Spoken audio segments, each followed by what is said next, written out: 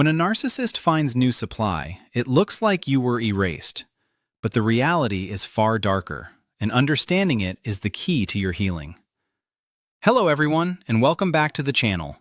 I'm so glad you decided to spend this time with me today.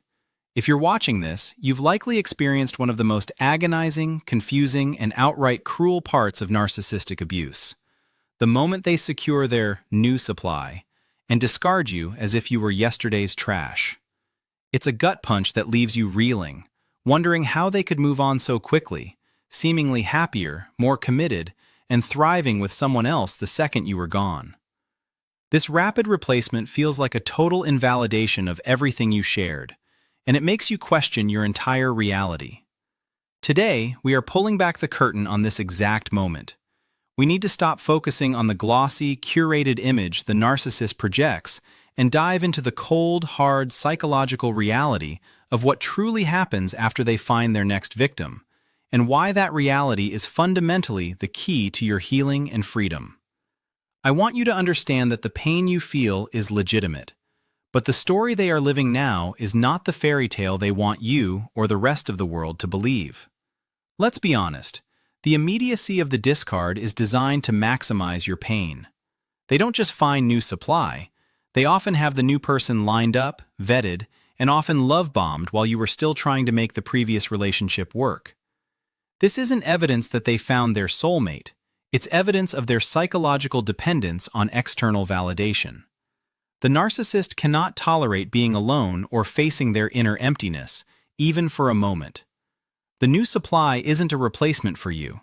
You are irreplaceable. The new supply is simply a fresh battery for their broken internal machinery. They need that constant stream of attention, admiration, and energy to avoid falling into the deep chasm of self-loathing that they spend their entire lives trying to outrun. When the new person enters the scene, they are immediately placed on the infamous pedestal. You see those pictures, the smiling faces, the sudden bursts of public affection on social media, the grand gestures that you begged for but never received, and a voice in your head screams, "Why were they able to do that for them and not for me?" I need you to understand that this initial stage is just the love-bombing 2.0 phase. It's a rerun, a copy-paste of the manipulative tactics they used on you in the beginning, only now perhaps even more exaggerated because the narcissist is basking in the fresh, intoxicating glow of validation. They feel powerful again, successful in their hunt, and temporarily immune to their inner demons. But here is the central truth that shatters the illusion. The narcissist is only capable of performing happiness, not feeling it authentically. Their new relationship is not built on genuine connection or mutual respect. It is a transactional arrangement based entirely on supply provision. Think of the narcissist as a performer who just changed theaters. The audience is different, but the script is exactly the same, word for word. The new supply is currently experiencing Act 1, the honeymoon, where everything is perfect, idealized, and tailored to make the new person feel like they are the most special human being on the planet. This is the bait. For the narcissist, securing new supply provides immediate, intoxicating relief, but it's not because they love the new person. It's because the pressure is finally off. They no longer have to maintain the increasingly demanding facade for you, the person who started to see through the mask, the person who began to ask questions, the person who dared to hold them accountable. You, the previous supply, became defective because you gained awareness and stopped validating their false self unconditionally. The new supply is a blissful reset button.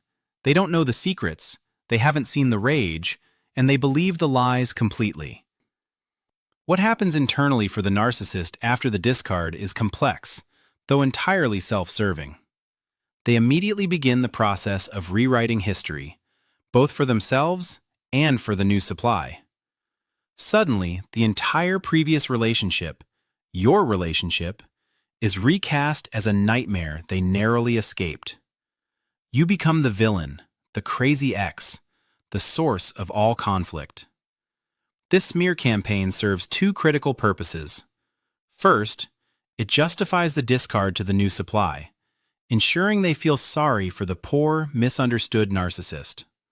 Second, it helps the narcissist avoid any uncomfortable self-reflection about their abusive behavior. If you were the problem, then they remain spotless and perfect.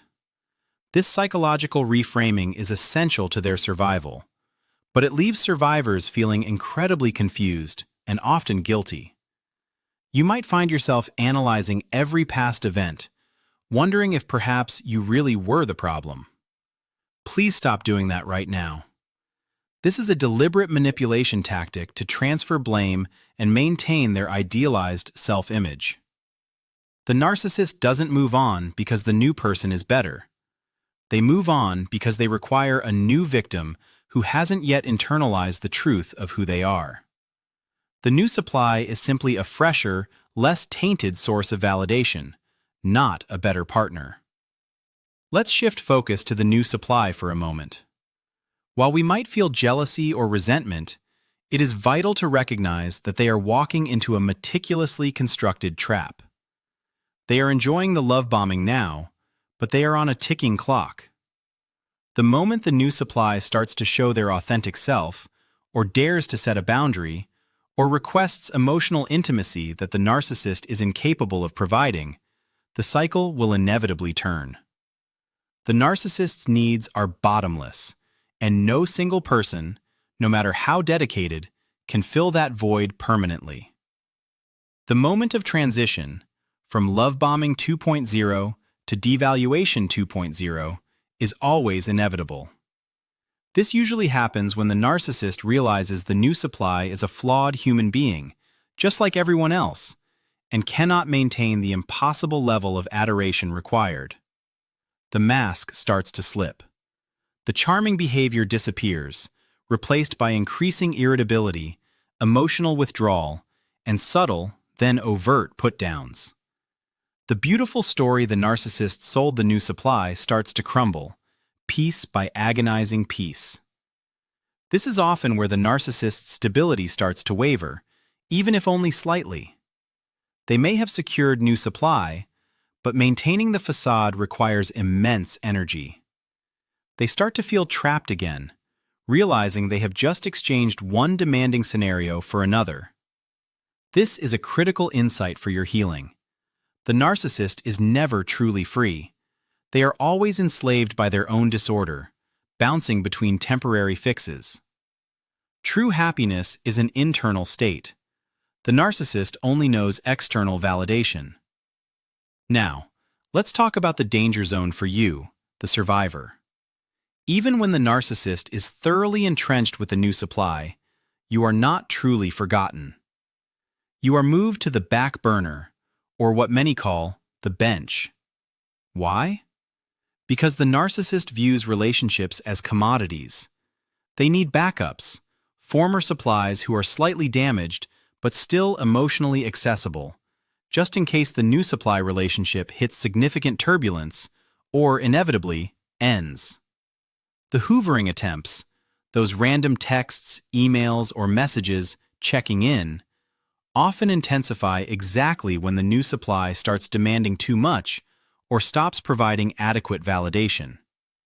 If the new supply is giving them trouble, where do they go for an easy ego boost?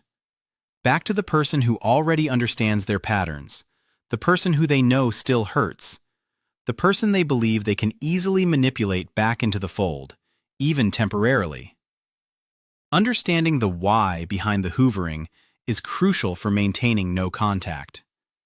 It is not because they miss you, regret losing you, or have suddenly developed a conscience. It is purely maintenance of their supply lines. When you receive a hoovering attempt, remind yourself instantly. This is a sign the new supply relationship is failing, and they need a quick top-up. That frame shift is incredibly empowering because it removes the temptation to believe their false sincerity. The most difficult emotional hurdle is dealing with the projection of happiness. You see them traveling, smiling, posting romantic captions, and it feels like proof that they have found true love. But remember, the narcissist lives life for external viewing. If they are making a show of happiness, It is a deliberate act of performance designed to invoke jealousy and regret in you, and to convince the rest of the world that they are wonderful. It's not reality, it's marketing. A genuinely happy, healthy person doesn't need to post constant public declarations of their relationship's perfection. They are simply living it. The more overt and performative the narcissists display, the more desperately they are trying to convince themselves and everyone else that they are okay and that their new victim is totally enthralled. The louder the performance, the deeper the underlying instability. So, where does this leave you? In the most powerful position you could possibly be in, the position of freedom.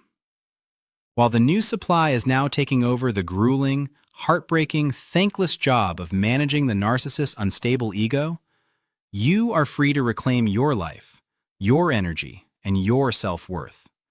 You are not trapped in the love-bombing/devaluation cycle anymore. This period immediately following the discard is painful, yes, but it's also your greatest opportunity for growth. Every single minute you spend wondering what they are doing with the new supply is a minute stolen from the precious work of rebuilding yourself. They are still stuck running the same broken script, but you have stepped off the stage entirely. Your focus must pivot 180 degrees, from them to you. The trauma bond is incredibly sticky, making the urge to check their social media or ask mutual friends for updates feel almost irresistible. But every time you look, you are feeding the bond, allowing the narcissist to continue occupying real estate in your mind. Go complete no contact, not as a punishment to them, but as a gift of peace to yourself. Every step of no contact is a declaration of self-respect. Understand this fundamental difference. The new supply is currently experiencing the illusion of being loved, but you are experiencing the hard-won reality of freedom. Freedom comes with growing pains, grief, and often intense sorrow, but that pain is productive. The pain the new supply will eventually experience is destructive and meaningless. Choose your path wisely. When that familiar pang of jealousy hits, reminding you of the good times or the initial love bombing, remind yourself of the entire cycle. Remind yourself of the screaming, the gaslighting, the emotional abandonment. You aren't just missing the person. You are missing the potential they sold you, a potential that was never real and could never be delivered, to you or to the new supply. The true success story here is not whether the narcissist stays with the new person forever. They won't in any meaningful capacity. The true success story is how quickly and thoroughly you rebuild your identity, heal the deep wounds the abuse inflicted, and find authentic happiness that doesn't rely on external performance or a broken partner. That is the ultimate victory they can never achieve. The greatest psychological weapon you have against the narcissist is indifference. When you genuinely stop caring about their public display, their new victim, and their attempts to hoover, their power over you completely disintegrates. They thrive on knowing they have caused pain. When they realize their actions elicit no emotion from you, they are defeated. They become irrelevant. Embrace the sadness and the anger. Allow yourself to mourn the relationship that you thought you had, but never existed. This grief is crucial. But then, turn that energy toward empowerment. What hobbies did you give up? What did you neglect? What dreams did you put on hold? Start investing heavily in the real you. This is your time to define success on your own terms. Remember, you survived an emotional hurricane. You learned lessons that the new supply hasn't even begun to face yet. Wear your recovery like a badge of honor. Your strength is immense, and your ability to love authentically is intact. Don't let their brokenness define your future potential. Finally, remember that the pain you feel now is temporary, but the lessons you learned are permanent. The new supply is just beginning a painful journey, while you are reaching the end of yours, moving toward genuine peace, Their shiny new relationship is simply a reenactment of the tragedy you just escaped. You won the moment you walked away and chose yourself. Thank you for sharing this intensely personal journey with me. I hope this helps you reframe your perspective and truly focus on the monumental task of healing. Knowing the truth about the narcissist's actions with the new supply is powerful, but applying that knowledge to prioritize your own well-being is everything. If this content resonated with your experience, please let me know in the comments below. Sharing your story helps so many other survivors feel less alone. Don't forget to hit that like button, subscribe if you haven't already, and share this video with anyone who needs to hear this message of hope and clarity. Your journey matters, and I'm right here cheering you on every single step of the way.